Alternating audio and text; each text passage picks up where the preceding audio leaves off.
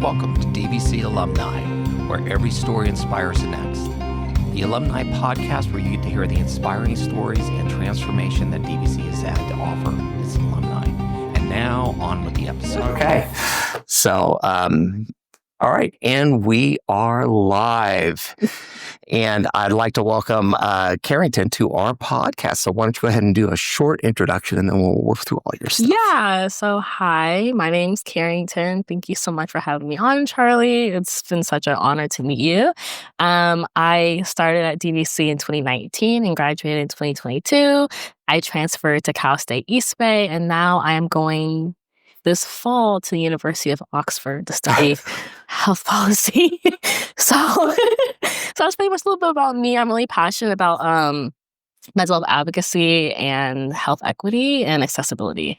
Okay. So, yeah, cool. I mean, by the way, you're talking to the choir here on that, on those things. I have a lot of, but we'll get to that. So let's start with where you grew up.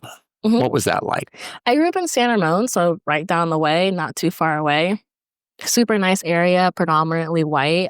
My family were the only African Americans in the neighborhood, and my cousins. So there was honestly 5 of us. You can count as many. You can count as many Black students at our high school with both hands. So it sounds was, like one hand. Yeah, one hand. It was very, very small, but really great community. But yeah, definitely experienced our ups and downs there, being such a minority in that area. So, mm-hmm. Yeah. So you got to see the world from a different lens. Yeah. Because I know, folks like me, it's like San Ramon is just San Ramon. And for you, it was, but. Yeah. Definitely home at the end of the day.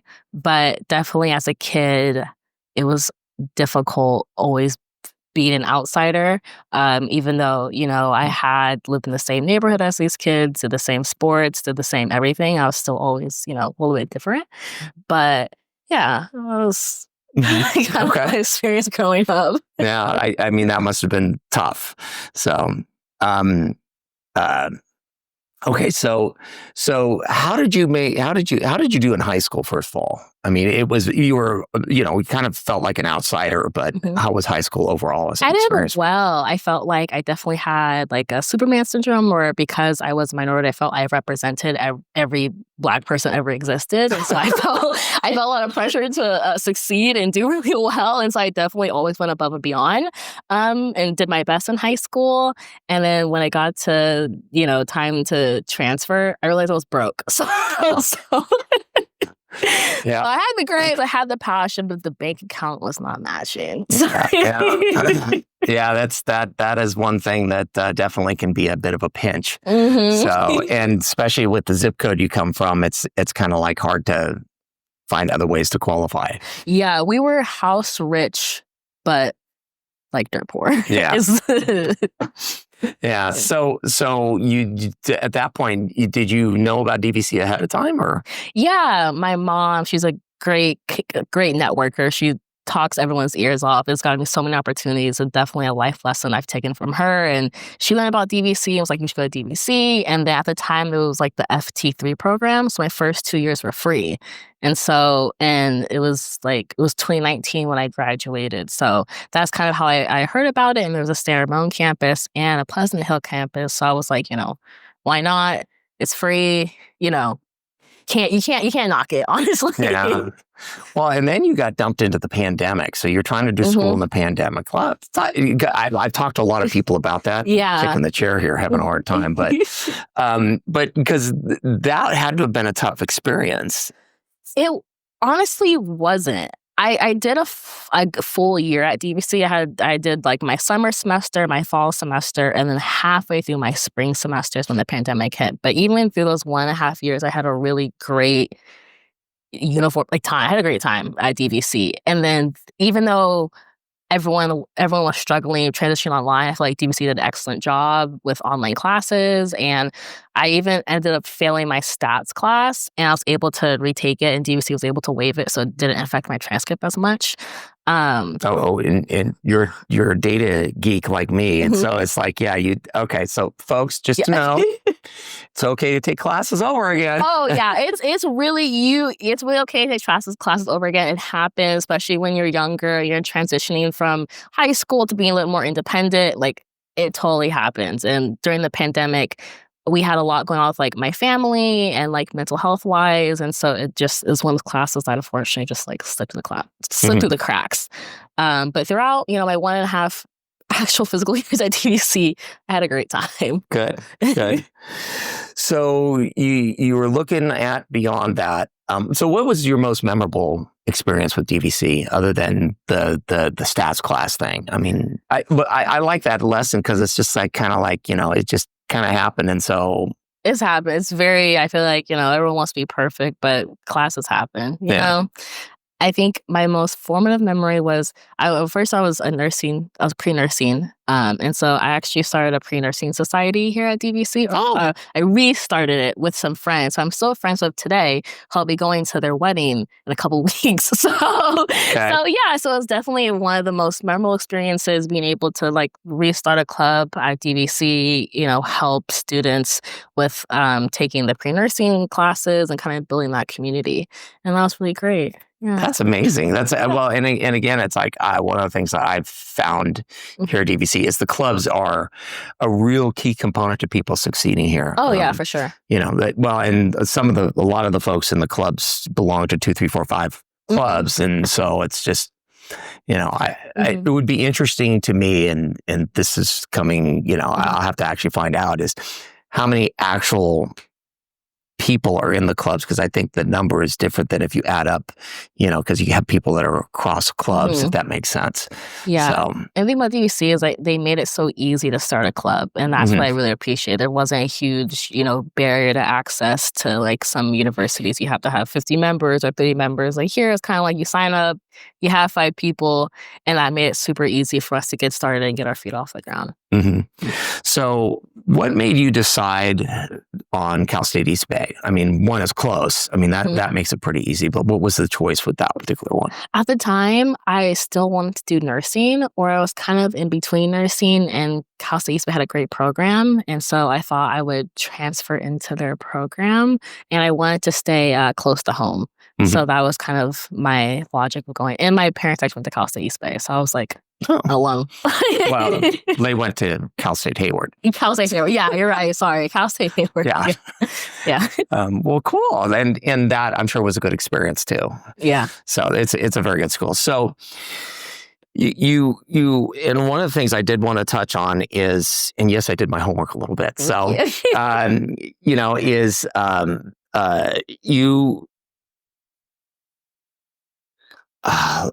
okay, so you have a couple of honors and awards, and that probably helped you get. And I know you had some scholarships, which you worked very hard for, because I know you got to work very hard for those things. Yeah. So talk a little bit about those. I guess my first scholarship was, I think, the Kennedy King when I first won. Really? Okay. Back in when I was transferring. So that was like a great honor to receive from the CCC district to help me at my CSU studies.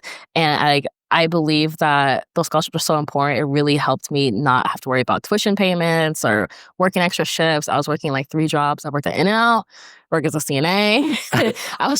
A girl was working. So not having to, pick up extra shifts. Working at Costco, I was working, but, just not having to pick up those extra shifts was such a privilege. So you wore out your shoes a few times around. Oh yeah. My back still hurts. Yeah. Okay. Okay. So you had those things. So you're a double Kennedy King award, because that was it. Just for everybody to know, for perfect, that's where I met you. Was you were getting to head off down the road. So we'll get to that part, because it's I think that's so exciting. So what was so you at some point you changed what you were doing, because so you went in. And I did off camera, I did say you were a bit of a data nerd, because I are one too. So the minute I saw R as your thing that you had going, and it's like, what got you going on data? So this Stanford medicine. So when I was transferring, I was still in community college, and I had the absolute honor to do the Stanford AHEAD program, which is a program for underrepresented communities to get involved in science and public health informatics at Stanford. Mhm. And through that program, I still credit them today for kind of launching, having, the name of Stanford help me to apply for other internships, other scholarships. And so that's kind of how I got into R and SAS coding, was through that program. So And so you got in there, you got interested. So what really was the thing that where you would? Because I know people either love stats or they hate stats, and it's like, and I know usually people think of stats as just like a graph and numbers, and it's like until you really get into it, and it's like, oh, this is stuff. This can represent stuff. I love Legos. I have a fat cabinet of thousands of Legos, and I've been doing them since I was a kid, and I love to build them. And so I felt like coding was kind of like building Legos, like slowly by surely.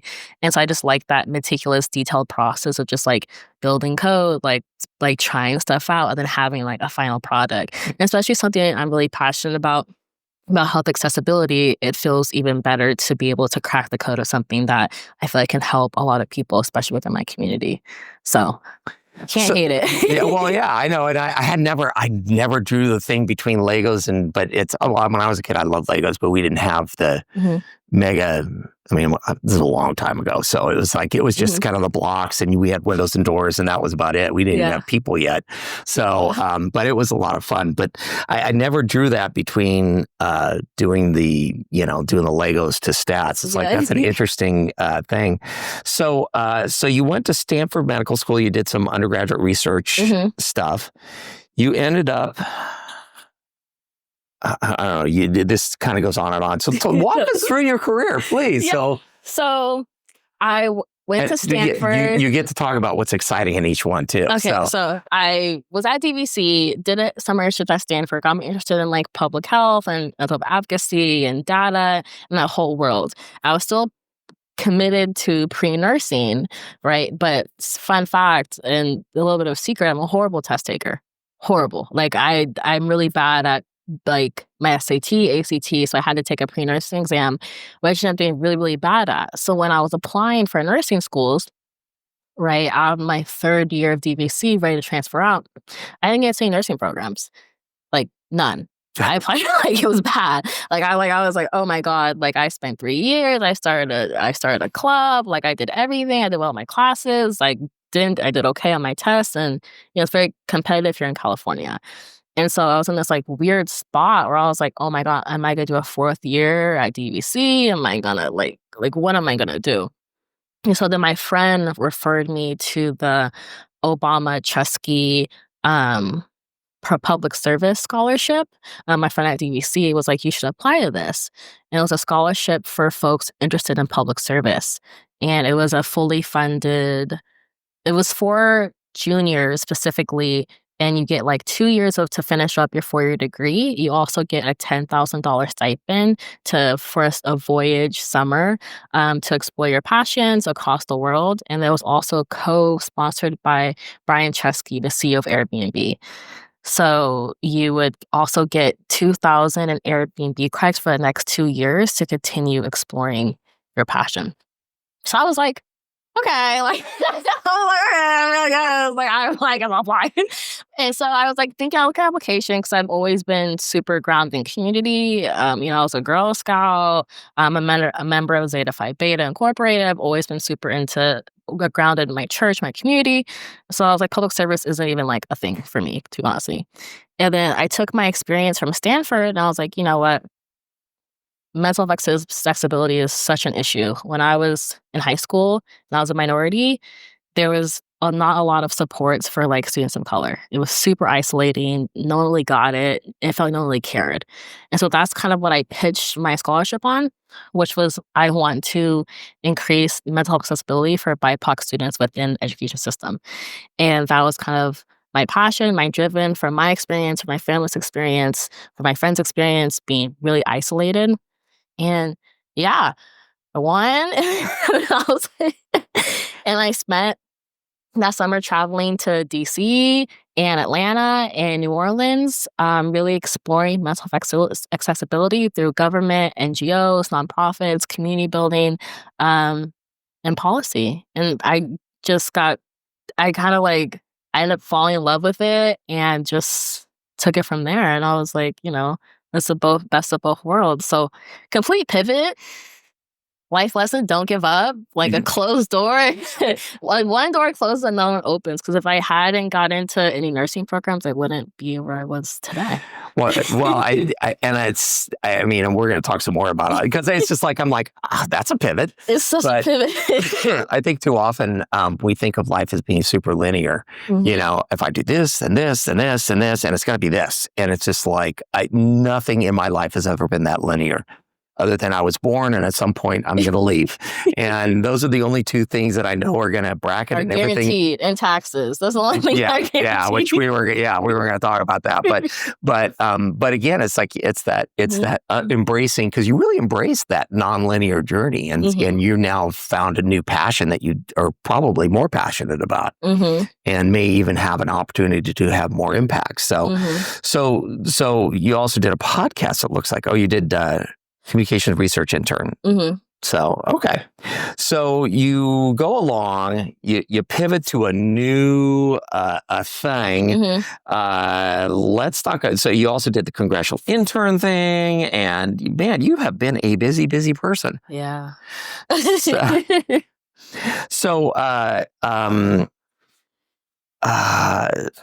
one of the things I look at all the stuff that you've done and your experience is just amazing. And you've been in the UCSF Propel Community Manager for the last few years. Are you looking to, well, you're not going to obviously be able to do that when you leave, but we'll get to that part.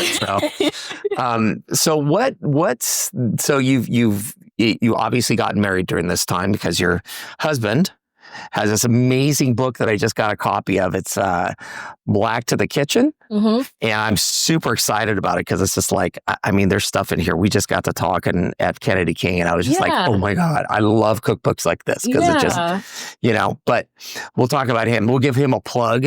Where can you find his thing here? blacktothekitchen.com. Okay. Yeah. Okay, cool. So we'll give it a plug at the end too, just because why not? But talk a little bit about, so you made that transition to the mental health thing. I think that's absolutely fascinating because I think most folks don't get, it's like most of us are in the middle of the bell curve. And those of us that are not in the middle of the bell curve, where it's like we're feeling isolated for a variety of reasons it can be.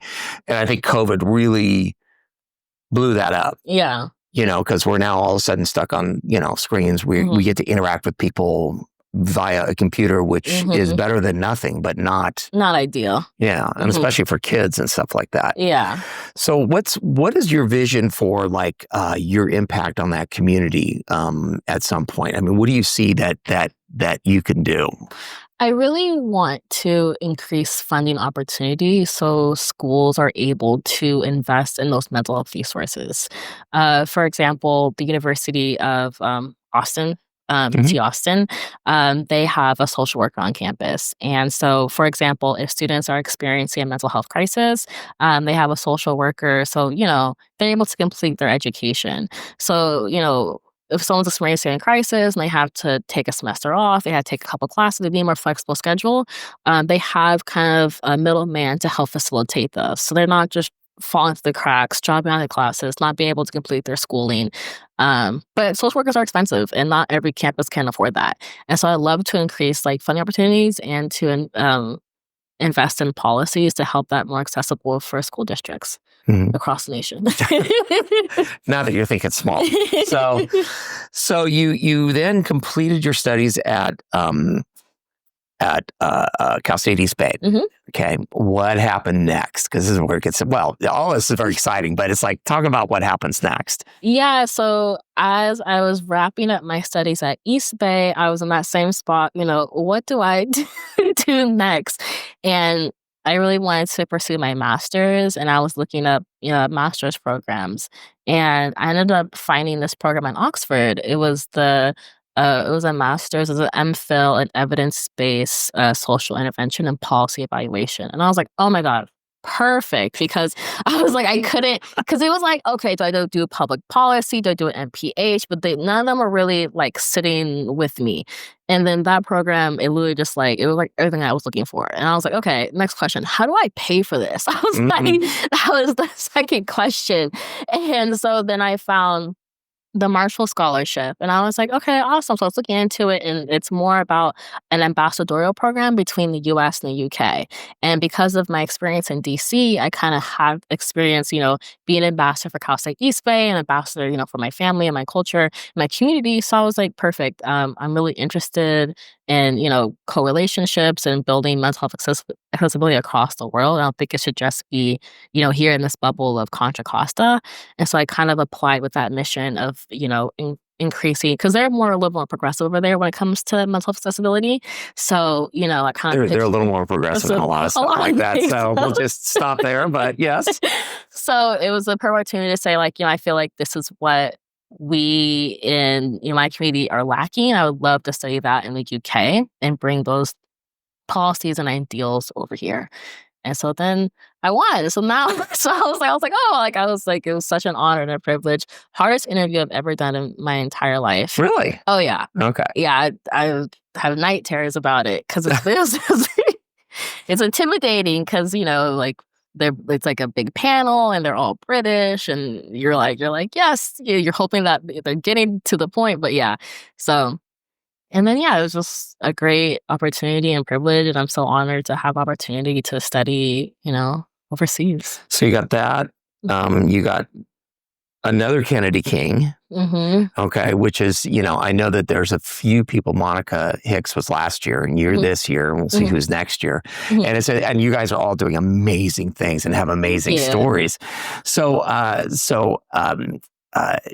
to talk a little bit, because you mentioned, and I think this is interesting. So one of the things is oftentimes students, especially here at DVC, don't know where to start looking for any of these things. It's like, and so like a lot of times they're members of Puente or Emoji or something like that. And those folks can help. But you sound like you're rather gifted at the ability to go hunt these things down. And you also took the opportunity. How did you end up being a congressional aide for a little bit? Because that, be willing to bet, put you in contact with folks that helped a lot. Yeah, 100%. At East Bay, there was a program through the Panetta. So former Secretary Leon Panetta has a internship fellowship where they pick one student from each CSU and Santa Clara and Dominican, and they kind of bust them out. Kind of like the UC has a program similar. They bust them out to DC and you work in a congressional office. I ended up working in my local congressional office, which was Congressman Eric Swalwell. And then because of those connections I made in DC after I graduated, I ended up working there for a little bit. So that's kind of how, so it's really about who you know, not what you know. So I didn't even know about this program. I'm just like going, oh my gosh, we should be doing something like that here at DVC. But for sure. So how did you find out about that? I am a chronic stalker. Like I really, I signed up for all the email lists. It doesn't matter what department, poli-sci. I'm not a poli-sci major. Poli-sci, mathematics, public health, doesn't matter. Sign up for all those email lists is what I tell folks, because you never know what opportunity could come along. That opportunity was through the poli-sci department. It had nothing to do with my public health major, but because, I'm always hungry for opportunity, hungry for, an adventure, that's kind of how it came into my lap. And so I tell people at DVC too, I feel like my biggest hurdle wasn't finding opportunities, but having the confidence to apply. Because at community college, sometimes I felt a little inferior. We're in this area, nestled between Berkeley and Stanford and, these big universities who hold a lot of prestige, and I'm applying to the same internships and, I felt weird about it, but it's why? You took the exact same classes. You may have even had the same teachers. You might, honestly, yes. A lot of teachers here, you're from UC Berkeley, which is weird. But So yeah, I think that was the biggest was having the confidence to apply for things. So where did you find that confidence? Because I agree. It's like, it's Mhm. tough. It's like, oh, I'm only going to community college. And it's like, Mhm. well, you know what? There's some pretty good instructors and you learn some pretty good stuff here. So, Mhm. so where did you find that confidence? Did you just kind of like fake it till you make it? Or was it more like you dug down deep, or what did that look like? It's kind of like you miss 100% of the shots you don't take. Like I'm gonna be honest. Like you won't even have opportunity if you don't even try. So it's like, why not? It definitely like it's a mental thing because it's like, oh, am I gonna spend 2 hours on this application and get letters of rec just for it to fail? But it's like you'll never know if you don't try. Mhm. So you know just try. Like, you Yeah. never know, really.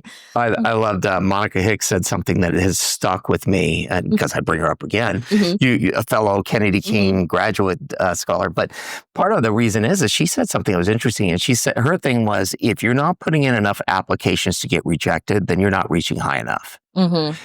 So it sounds like you kind of have the same philosophy as it's just worded a little differently, and it's like, Mhm. yeah, it's just like the worst thing that can happen is they say no.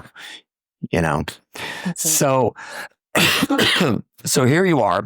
You're now getting ready to pack up. Yeah. And what's that like? Oh, it's fun. It's really fun. I'm really excited. I'm also like it's just like it's a really exciting time because I'm getting married in July, and then I'm also moving in September, and it's just Oh, like a really jeez. no, I know it's a lot, but I'm really excited to pack everything up, sell it. Mm-hmm. So where did you meet your husband to be? I'm sorry. DC. Oh my goodness. Okay. Yeah. Okay. I think he told me that when because Yeah. I did ask, and now that you said that, I remember that. But it's like, Yeah. so how did you guys? Was he like a congressional aide too, or? Yeah, he was also part of the Panetta program, but he Mhm. was at different CSU. So we were in the same kind of cohort, but like different offices. So you never know who you run into. Guys, you making eyes across the congressional Yeah. rotunda and stuff like. Yeah, yeah. Okay. And which CSU was he from? Humboldt. Okay, good Yeah. school. Yeah. So you guys decided you're coming here. He's obviously just kind of come along Mhm. holding your bag for you, and Oh my God. I'm sure he's got other stuff he's going to be doing and stuff like that. But I'm sure he's very excited. How excited is he? So he actually ended up getting a fully funded PhD in the UK. So we'll both be doing fully funded educational adventures. He'll be doing Black studies with the concentration in jazz, and I'll be doing health policy. So very left brain, right brain kind of situation. But yeah, it's a super cool to not like to be able to move with your life partner. Yeah. Yeah. Yeah, that sounds like it's going to be a lot of fun Hmm. and stressful and all that good stuff. And the weather's not as good. Yeah, but we're hoping I'm like, okay, I'm like $30 like plane ticket to Spain. That's what I keep seeing. Or jump on the tube or Jump on something. the Yeah, tube, jump on yeah. whatever it is. Yeah, that is true. It's like travel to all of it. Travel to everywhere else is easier. Easier, yeah. So I've never been overseas. you've never been My overseas? passport is empty. Oh, It's okay. blank. Okay. So Okay. definitely excited to start filling it up. That'll be fun. So when you get there, like besides, I mean, obviously you're going to get oriented and figure out what Mhm. you're doing. It's like, what are some of your like? I'm sure you've already thought about. Oh, we're going to do this and this. So talk about that. I'm gonna join the billiards team. The like pool. Really? Yeah. Okay. My dad plays billiards like professionally, so I've always been super into it. And Billiards is different than pool. pool. Billiards, pool. Okay. Pool. Yeah, I'm gonna join their pool team. Essentially. Okay. Yeah. Okay. So I'm really excited about that. And I'm also interested in they have a lot of for the Marshall program, you get paired up with a UK government official. And so you get to learn about the UK government, essentially like a mini internship program. So I'm excited about that too. 'Cause it's so different from the US. I've experienced the US, and then you see the videos of the UK when they're like yelling at each other. And so like it's very different, It is. It would be interesting to see if we could ever have that sort of, composure where it's like somebody gets to stand there and yell across the line. And yeah. So I'm interested to learn about their government processes and how they're similar or different from the US. And so that should be really cool. That'll be a lot of fun. Is there any special travel that you want to do while you're over there other than everywhere? Honestly, everywhere. I will not say no to a single opportunity, as you can see by Yes. I will go, like, I guess some things I'm really looking forward to. I guess Paris. I really want to go to Paris. Okay. But yeah. So you kind of alluded to something, and this is something I find interesting is especially as like you grew up kind of feeling like an outsider, and yet somehow you always say yes. Yeah. And then figure it out. Yeah. So where in the world does that come from? Delusion. Okay. Well, it's like, unfortunately, it's a foreign feeling that I'm very used to. So, I'm very used to, being maybe a little bit different, a little bit, on the outside, a little bit of an outlier. And so it's a foreign feeling that I'm used to. So I don't let that ever stop me at all. Because, like, what's different here than from now? Nothing. So well, and you seem to kind of be willing to lean into it. Just I'll say yes and I'll figure it out. Yeah, I'll say yes. I'll figure it out. It's worked out. Yeah, I'm just amazed that you seem you're very resourceful. So it's just like a roadblock comes up and most people just like lay over and, decide to spend their life at Costco, which is fine. But you decided that wasn't what you wanted. And you're going to figure out and you're going to wrestle to the ground and beat the sense out of it. Yeah. So. Yeah. I've definitely, when I was in high school, my high school chemistry teacher told me I was tenacious. He said I was a very tenacious student. And I think I've kind of always taken that with me because life is really too short to not try. And I think I'm also like a little competitive too. So I love a good challenge. And so, the challenge of, being in a new place, like being in DC, I've never, been there before and being in this, Congress and working for, congressmen. I'm like, this is a challenge that I want to succeed at and do my best, for myself and for like my family. And so that's kind of a mindset I've taken with me every step of the way. And I plan to take with me to, Oxford, and it's going to be a whole nother community and adventure. And so, yeah, I plan to take each step at a time and hopefully do my best and conquer it, I guess. I have a feeling you're going to do very well with it because you seem to be, with me, I always view it as being, I'm not bright enough to know I failed. And so I just kind of keep going at it until it succeeds. And it's just, you're kind of more, it's like you're going to just keep at it until you succeed at it. So since you're so competitive and your husband to be is chasing his PhD, are you going to chase a PhD at some point, maybe? I think so. I think maybe a JD. Okay. I think I've already planned it out. 10-year plan. Don't worry. Once I finish this degree, I think I'm going to take a little break. But then I definitely have plans to either do a PhD or a JD, depending on, I don't know, depending on how I feel at the time and what I want to do with it. So. Yeah. And you're smart enough to know that it's like, it's going to be what it is. So after Oxford, you've kind of reached the top of the hill at that point. There's, so imagine in 5 years, you decide to go chase a degree. Where would you like to go? It's just, perfect universe, everyone's throwing money at you because you're so awesome, all that good stuff. I think I really love the East Coast. I really love DC. I would love to stay in the East Coast. I really enjoyed Howard. Howard it's an amazing school, great connections, great community. But who knows? I'm hoping that in the UK I'll find, other international schools I would never know about here in the US. But I think if I had to pick a number one, it would definitely be, I've always wanted to go to an HBCU. So definitely be probably Howard. Okay. Yeah.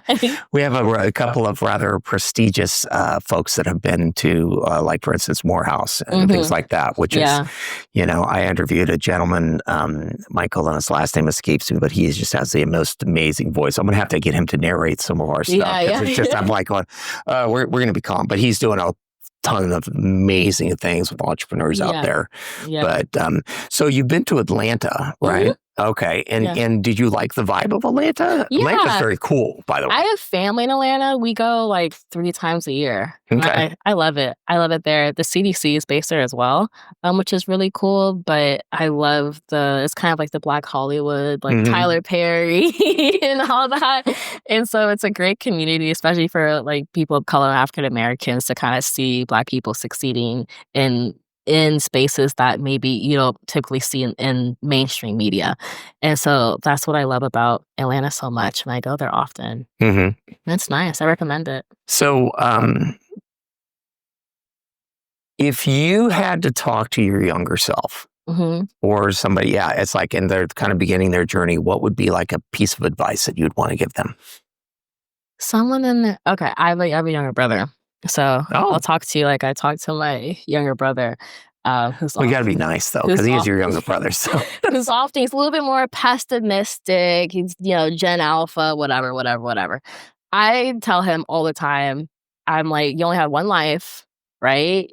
Like, this is it. And so not to like feel pressure or anything like that, but I'm just like, just do your best. Like, that's why I keep just do your best. Like, just don't see no opportunity. Take advantage of everything. Like, you have the energy. Like, you're young. Like, just that's why I always like to tell him. I'm like, you can do it. Like who said you can't? No, like I'm serious. I'm like, who said you can't? Usually only ourselves. Point them out. Like, yeah, like no one, no one's ever told me directly, like, oh, you can't do that. So it's like, just do it. That's what I tell them. Okay. Okay. So anything? Oh, one more pit plug for the Black to the Kitchen. Mm-hmm. I'm gonna really enjoy this because I'm like, the minute your fiance, I'll be correct on that. I don't know why I thought you guys were married, but just that's where my brain goes.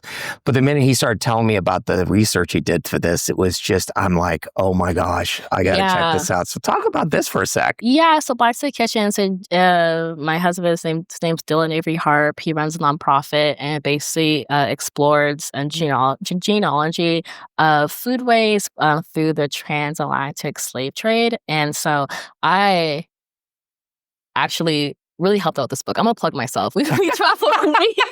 What is that? No, we did a lot of work. We actually went to Atlanta, right, to help out with this book. So we visited a lot of plantations. We visited the museum, pulled archival work throughout Atlanta, New Orleans, and South Carolina to help find, accurate information and to do a lot of research on like Black kitchens. And so we saw like cooking in like the hearth. Traditional like hearth, like a stove situation. And so, so it's a really great book. I recommend it. It's very interesting. There's a lot of great recipes. My favorite is the mofongo. All right. You're gonna have to show me when we're done because I'm gonna go home and make that at some point. And the oxtails. So the oxtails. And my wife loves oxtails. So now I have to make her oxtails. Thanks a lot. But she'll see this. She's go, oh, honey, we're gonna make oxtails. And it's like I'm gonna go, okay. Costco has great oxtails. Oh, do they? Yeah. Okay. The Costco. I'm not sure where you live, but the Costco in Livermore sells like packs. Okay. Well, I think this one does too. So it's just, I'm sure it does. But I'll have to go over there. I just don't like their parking lot. Fair enough. I don't think there's a Costco on the face of the earth that has enough parking. No, fair enough. So I'll have to figure that out. But again, we'll put a link to the book in the show notes, and definitely because I want to promote this because I think this is very exciting. I think I'm a believer in that. One of the things I loved about Anthony Bourdain is he was about the story that goes with the food. He's about connecting over food. It's any story that goes with how you. And this is, an important story that we need to remember is how we got to this food, because a lot of people think that it's like it just kind of magically showed up. It's kind of like tacos, everyone thinks, well, they're just here. And it's like, no, there's a story on how they got here. Generations and generations of folks trying things and utilizing, the earth and their culture to cultivate these cuisines that we enjoy today. Yeah. Yep. All right. Well, with that, I think we will, anything else you want to sign off on? Anything else I want to sign off on? No pressure. I just say thank you so much for the opportunity to be able to share my story. I really appreciate it. This is the first time on a podcast. And really? I'm really excited. I was like, okay. So when you come back, or after you've had some experiences and you get to tell us some stories about when you're in traveling and all that good stuff, I'd love to have you back. I think it'd be very exciting. Yeah. I think it'd be a lot of fun. And I do want to see if you guys got time to get your husband on here, just talk about the book. Yeah. Maybe you guys could both be on here so you can go, no, honey, that's not what happened. He's going to tell you a story about how we were in Atlanta, we were in Georgia in July, and I thought I was going to die. I really did. I thought this was it. And he's going to tell you a story about how I got I kept playing mosquito bite. It was like that. It was like the needle in the haystack, like top all over. It's just one mosquito bite. I was like, I laughed. I was like, I gotta go. I sat in the car for the rest of the trip because it was so hot. But yeah, I'll definitely. Well, that is one thing about the South as well. The food is fabulous. It's like the weather, and it's like it makes you like want to eat. You're just hot. You're like, I'm hungry, but I'm also like. Yeah, I usually, when I was visiting through there, it was usually in the spring, fall, or winter. And so it was fine. Oh, this is good. But it's also like people love Phoenix they love it in February and March. But you go there in August and you're just, you're cooked. Yeah. So, all right, great. Well, I would love to have you both on to talk about the book and stuff. That would be a lot of fun. And we'll just sign off with that. Yeah, thank you so much. Thank you so much. Thank you. All right. Thank you for tuning in to DVC Alumni, where every story inspires the next, the podcast for the DVC Alumni Association. You can contact us at alumni@dvc.edu with any comments, and be sure to leave a like and subscribe to our podcast.